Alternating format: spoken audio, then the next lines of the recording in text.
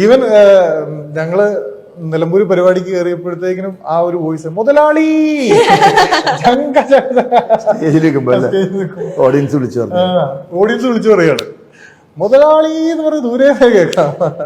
അത് വിട്ട് മലയാളികൾക്ക് ഒരു കളിയില്ല.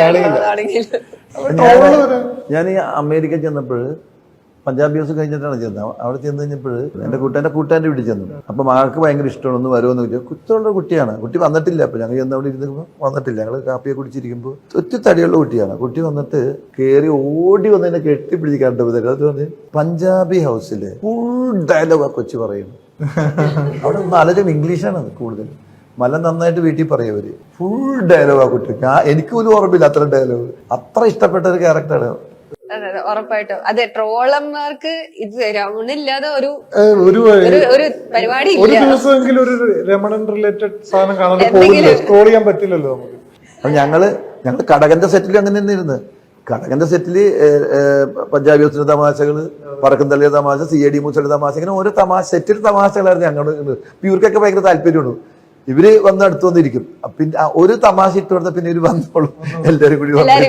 കാരണം എല്ലാവർക്കും, ഞങ്ങൾക്ക് ചേട്ടനാണ് ഈ ഡയലോഗ് മറന്നു പോയിട്ടുള്ളത്. ഞങ്ങൾക്ക് എല്ലാവർക്കും എല്ലാ ഡയലോഗുകളും കൃത്യമായിട്ട് അറിയാം. ഇതിപ്പോ അതെന്നെ ഒരിക്കൽ മമ്മൂക്ക പറഞ്ഞൊരു കാര്യമുണ്ട്.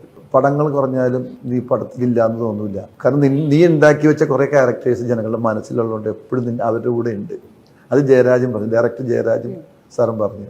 അങ്ങനെ കുറെ പേരുടെ കൂടെ ഞാൻ ഉണ്ട്, ഒരുപാട് പേരുടെ മനസ്സിൽ നിങ്ങളുടെ ക്യാരക്ടർ. അത് നമ്മുടെ ഭാഗ്യമാണത്.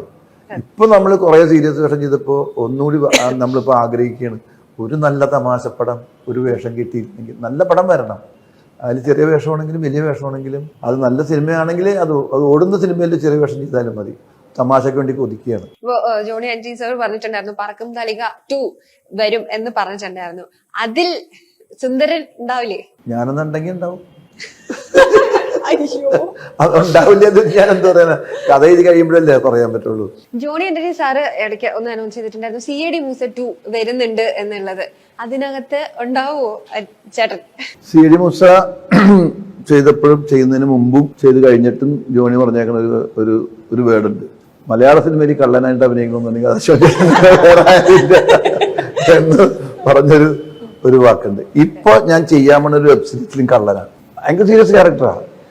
ഭയങ്കര ക്യാരക്ടറാണ്. സീരിയസ് ക്യാരക്ടർ, ഭയങ്കര സീരിയസ് ആയിട്ടൊരു കള്ളനാണ്. ഭയങ്കര സീരിയസ് ക്യാരക്ടറാണ്. അപ്പൊ അത് ജോണി പറഞ്ഞത് ആ വാക്ക് ഇന്ന് വൈറലാണത്. മലയാള സിനിമയിൽ കള്ളനായിട്ട് അഭിനയിക്കാൻ മാത്രമേ പറ്റുള്ളൂ. അപ്പൊ എന്തായാലും CID മൂസ 2 അരിശേഷൻ ചേട്ടൻ ഉറപ്പായിട്ടുണ്ടാവും. കാരണം കള്ളന്മാരില്ലെങ്കിൽ പോലീസുകാരില്ല കേട്ടാ അതിനകത്ത് പറയുന്നുണ്ടല്ലേ.